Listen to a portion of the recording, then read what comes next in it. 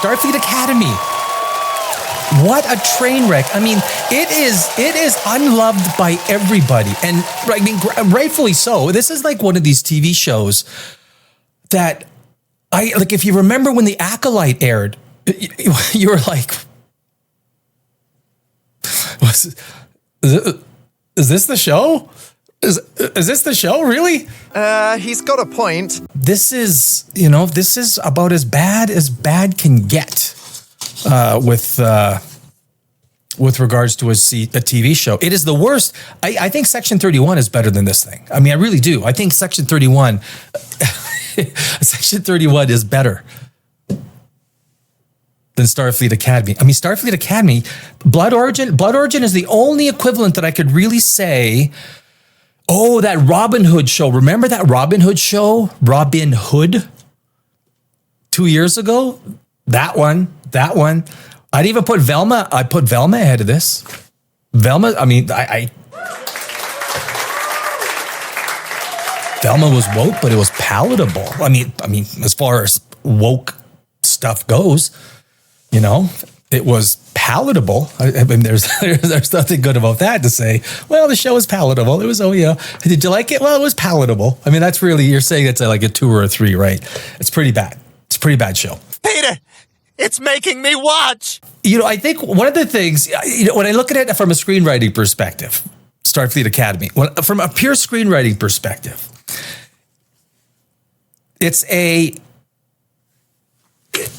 first off, the episode, it has no meaning, right? It's only there to pass judgment on people. It's only there to pass judgment on the sexes. You know which one I'm talking about. I mean, there's enough girl bosses in this thing that makes you want to kind of, I mean, it is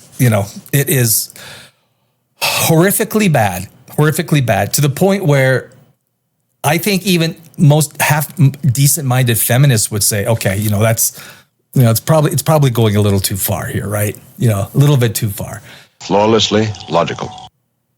You have this workout scene where someone who, the Jedediah female, which obviously cannot exist in the Star Trek universe, let alone 1,000 years later, let alone, I think she's mated with a Klingon. I mean, what is that? What are you? What? Dum dum dum dum dum. Seriously?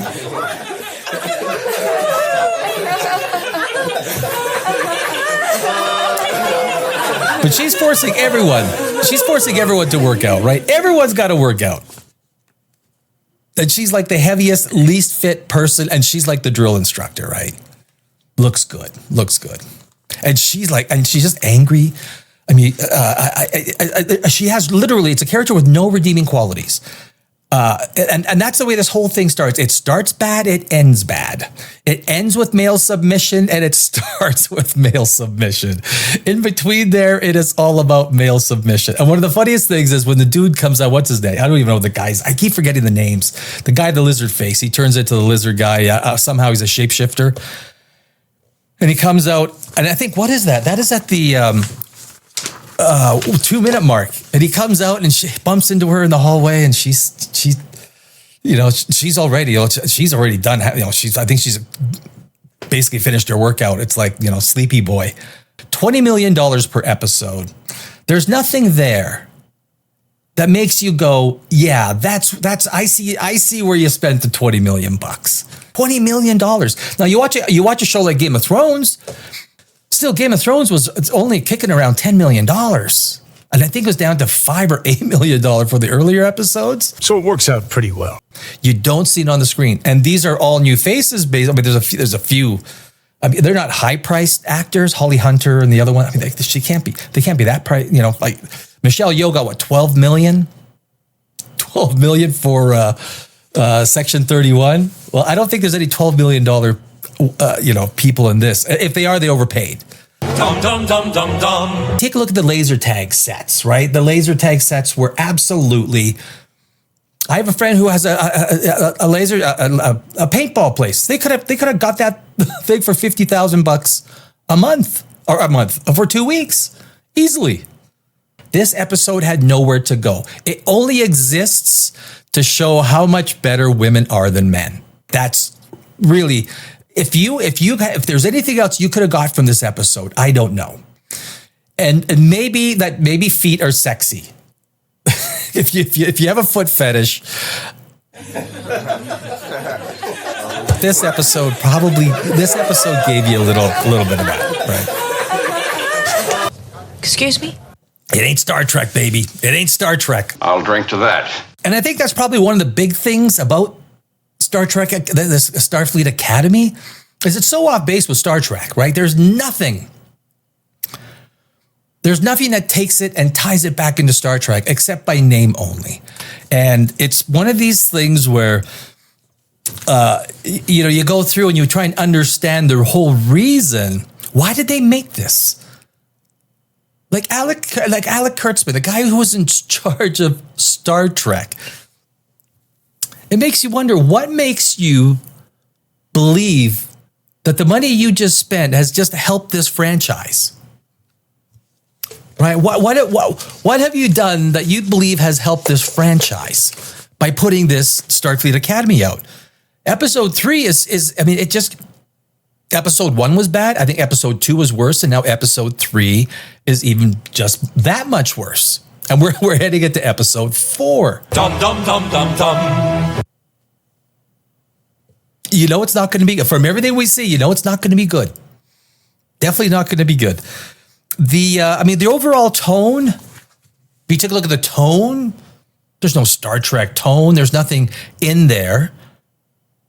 There's no world building that is Star Trek. They tried to put it out 1,000 years later, after in the Star Trek universe, 1,000 years later. So I don't know what the reasoning is for that. Impressive. Yeah, I mean, they're remaking Canon from 1,000 years after Captain Kirk.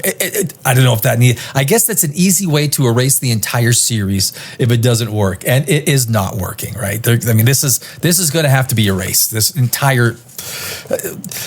If David Ellison, who is now the owner of Star Trek by virtue of purchase of Paramount, if he doesn't want to do anything, or if he doesn't do anything after what Alex Kurtzman is doing to one of his treasured properties, I mean, if you don't do anything over that and you just let it happen the way it is, I mean, you deserve to lose Star Trek. You've already lost most of the fans. Most of the fans are gone. Starfleet Academy is going to ensure that whatever's left is not, and they're not coming back, or very few are. Where you're going to get a whole bunch of Melrose Place, people that love Melrose Place. Now they're coming in. They're going to come in and supplant the real Star Trek lovers, Melrose Place lovers, right? Dum dum dum dum dum. Great idea. That's a great marketing. Alex Kurtzman, that was a great marketing idea. Let's get rid of the Star Trek fans, and then we'll move in the Melrose Place, the MTV World fans. I'm sure they'll love Star Trek. I mean, it's just bad. The acting is bad. I mean, everything. It's just. The whole thing with the flower in the third episode, and which basically became a plot device so that the third act can happen, where the flower turns into some, it grows in like 2 minutes, it takes over the entire floor. It's like, well, geez, that seems to be a pretty big problem, but it seemed like a laughing gag to everyone at the bottom. But of course, at the end, the male guy at the War College, whatever his name is, the dude, he submits to the, female power, and it becomes, that is basically the whole episode, right? There's not much there. Do you mean woke? I did mean woke. It is what it is. That's what it is. And so when it comes to Starfleet Academy, I doubt that episode 4 is going to give us anything close to something that's palatable. If it's following the same trend, it's going to be one step lower. It's going to be hard to get as low as episode 3. Episode 3 was literally some of the worst TV you can ever find on TV. It is bad. Dum dum dum dum dum.